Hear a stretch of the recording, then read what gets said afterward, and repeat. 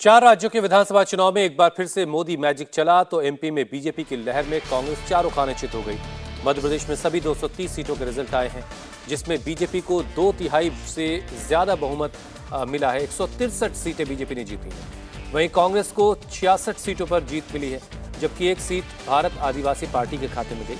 Bumper जीत के साथ ही BJP को पब्लिक ने मैसेज भी दिया। इस बार शिवराज सरकार के 33 में से 31 मंत्री चुनाव मैदान में उतरे थे, जिनमें गृह मंत्री नरोत्तम मिश्रा समेत 12 मंत्री चुनाव हार गए।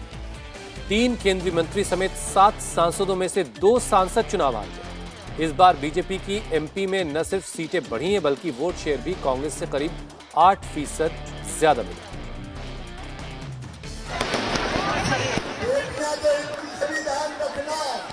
जब लाडली बहना लखपति बहना बनेंगी।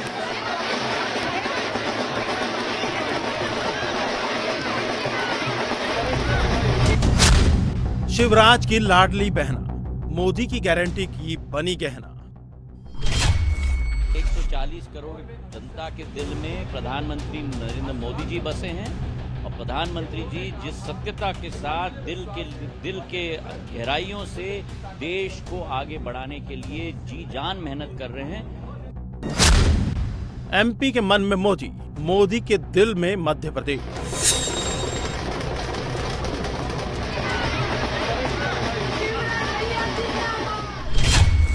प्रधानमंत्री नरेंद्र मोदी जी की लोकप्रियता और हमारी बहनों का समर्थन।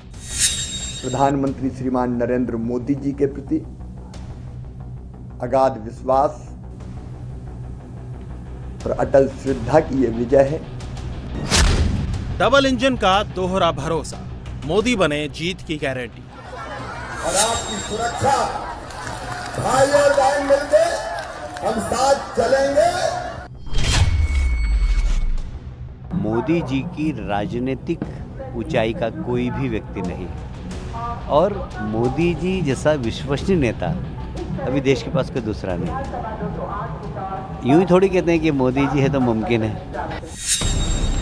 ये डबल इंजन की सरकार का चमत्कार है कि बीजेपी ने एमपी में शानदार वापसी की। इस बार के नतीजे को देखें तो बीजेपी को जहां 230 सीटों में से 163 पर जीत मिली, तो 2018 के चुनाव के मुकाबले 36 अधिक है। कांग्रेस को 30 सीटों का नुकसान उठाना पड़ा और उसे महज 66 सीटें ही मिल पाई। वहीं एक सीट अन्य के खाते में गई। बीजेपी की एमपी में न सिर्फ सीटें बढ़ी हैं, बल्कि वोट शेयर भी कांग्रेस से करीब 8% अधिक मिला है। बीजेपी की सिर्फ सीटें ही नहीं बढ़ी, बल्कि वोट शेयर में भी बड़ा अंतर आया है। बीजेपी को मध्य प्रदेश में 48.5% वोट मिले हैं, तो कांग्रेस का वोट शेयर 40.4% ही रहा। अन्य को 11.1% वोट मिले हैं। पूरे चुनाव में मोदी की गारंटी चली तो शिवराज की लाडली बहनों ने भी जमकर प्यार लौटाया। ये विजय जनता के प्यार और विश्वास की विजय है। प्रधानमंत्री जी के नेतृत्व में जनता के विश्वास की जीत है। ये विजय बुधनी के सभी भाई और बहनों की जीत है, किसानों की जीत है, गरीबों की जीत है, भांजे भांजियों की जीत है और लाडली बहनाओं की जीत है। पूरे प्रदेश की बहनाओं की जीत है। वो तो कहती थी भैया अपन जीत रहे,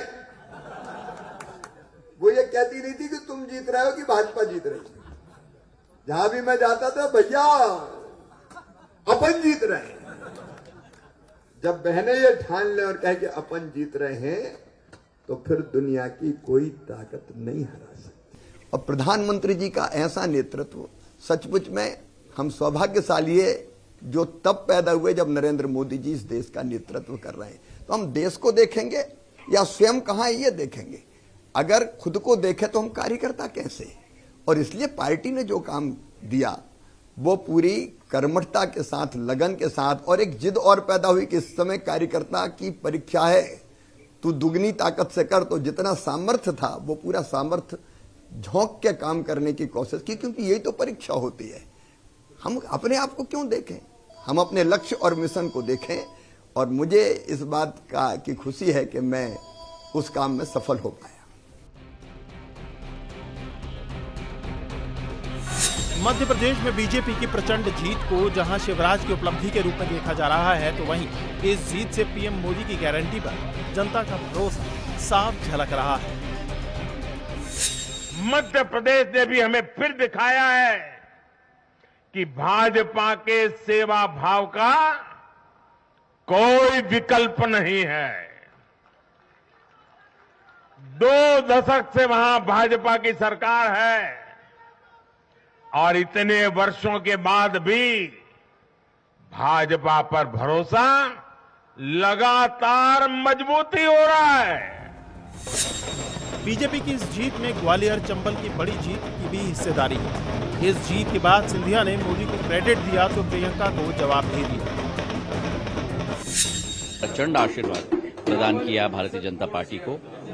प्रधानमंत्री नरेंद्र मोदी जी जिनके नेतृत्व में ये संभव हो पाया है, जो ये नतीजा है संभव हो पाया है, तो केवल प्रधानमंत्री जी के नेतृत्व में संभव हो पाया है। हमारे राष्ट्रीय अध्यक्ष और हमारे गृह मंत्री अमित शाह जी के मार्गदर्शन में, और प्रदेश में अगर किसी को श्रेय जाता है तो भारतीय जनता पार्टी के एक एक कार्यकर्ता को जाता है, जिसने खून पसीना एक करके इस पार्टी को खड़ा किया है। और शिवराज सिंह जी को जाता है। बहुत गालियां मुझे दी, बहुत बद्दुआ मुझे दी, मैंने सब अपने छाती पे लिया, मैंने एक जवाब नहीं दिया। जवाब दिया तो उपचुनाव में जनता ने दे दिया, और अब 2023 के चुनाव में जनता ने दे दिया। एक एक नेता को, चाहे वो दिग्विजय सिंह जी हो, चाहे वो कमलनाथ जी हो, कांग्रेस का एक एक नेता हो, जो बहुत कुछ मुझे गाली देते थे, और सबसे महत्वपूर्ण, जो एक नेता ने मेरे कद के बारे में मुझे गाली दी, मेरे परिवार के बारे में, प्रियंका जी के बारे में कह रहे हैं, मेरे परिवार के बारे में गाली दी। मैंने कहा था कि ग्वालियर चंबल की जनता उनको जवाब देगी।